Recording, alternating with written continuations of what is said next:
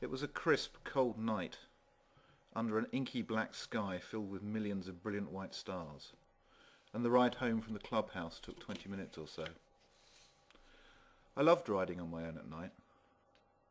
There was something about the blackness, the cold wind biting at my face, the streaming smear of light on the road ahead, the howling solitude, the unthinking way that I followed the road, long grooved with memories, testing each familiar curve just one more time, that made me feel as though I was riding towards the end of the world, by myself, in my own private bubble of time and space. Alone in a dream, I roared up and across the high empty moors. Then the dry stone walls started to close in on either side of the road curves, as I left the high ground behind and descended through the bends, into the rolling foothills with their fields and occasional yellow windowed Dales farms.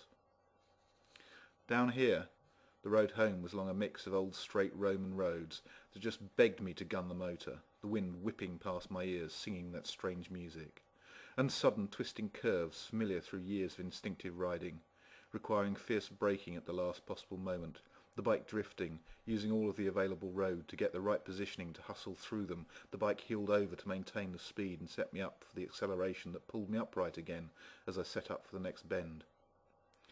Before the glow of the first street light ahead signalled the start of the final drop, down along the long straight into the valley, the lights of the town opening up before me as the machine and I roared in out of the dark. Like I said, it was the type of riding I always enjoyed. It was very zen somehow. The speeding solitude, with just the sound of the wind and the mix of unthinking instinct and the fierce, full mind and body concentration required on the here and now of the riding, freeing my mind to wander. It gave me time to think. But tonight was different. It had been fascinating, sitting back at the clubhouse, to hear and see Tiny our Prez and Baz theirs in operation, and to mull over the differences. All clubs are either dictatorships run by a single dominant individual until such time as someone successfully usurps their rule, or democracies run on the basis of consensus. They always have been, always will be. We in the Legion were a democracy. Certainly the ex-Reavers part was, some other cohorts less so. That was why Tiny had called the meeting tonight.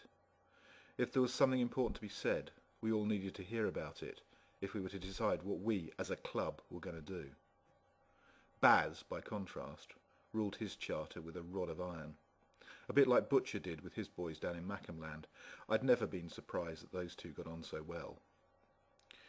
It was gone 11 when, bike locked up round the side, I walked in through the back door and parked my lid on the table. How'd it go? What's that? In a word, trouble. With a capital F. What's up? Can you tell me? Sharon was an old school old lady. She knew that club business was club business, and that sometimes I couldn't tell her everything. I hadn't yet decided how much I would tell her, but I had to say something.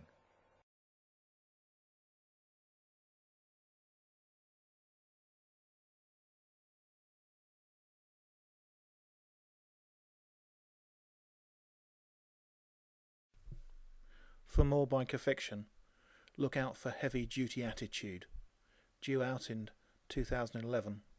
It's the second volume in the planned Brethren trilogy.